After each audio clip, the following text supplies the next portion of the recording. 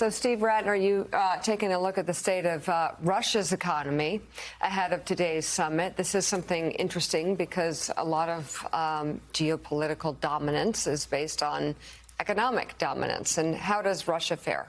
So Joe talked a little bit about this yesterday, and so I'll show you some charts that put some bars around the numbers that you threw out, which were obviously correct about the size of Russia's economy. So when you look here at the G7, you can see the U.S. obviously on the left at the $21 trillion number, and then it drops off pretty rapidly from there, Japan, Germany, UK, and so on.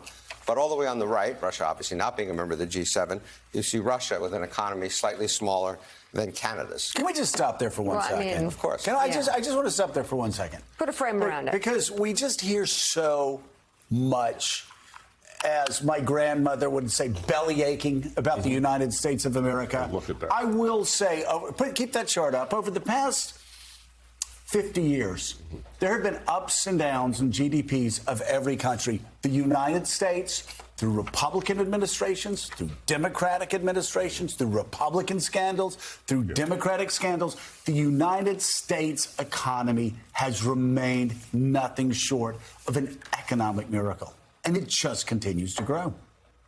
And it just continues to grow. And in comparison to Russia, for example, it grew 2.2% in 2019 before the pandemic. They grew 1.3%. And the other issue with the Russian economy is it's completely unbalanced. So roughly a third of their economy is oil and gas. John McCain famously said it was a country attached to a gas station. And whereas As only John McCain could say. As only John McCain could say, whereas we're more like 8%. Yeah. And so it is obviously one of the weaker economies around, but it doesn't stop them from causing some mischief. How do they punch above their weights? Well, we're going to talk about them punching above their weight. So let's turn to military spending. And if you look at what their military spending is, on the face of it, it also seems like a pretty small number.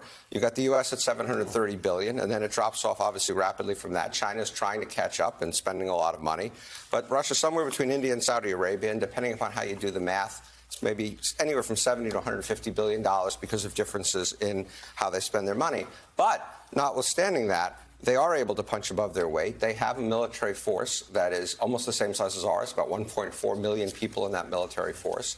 And secondly, and if we go to the next chart, you can see how they can cause mischief in international markets because they are the second largest exporter of arms after us. They export roughly half as many arms as we do. And they, of course, have a huge nuclear arsenal with actually more nuclear warheads than we have.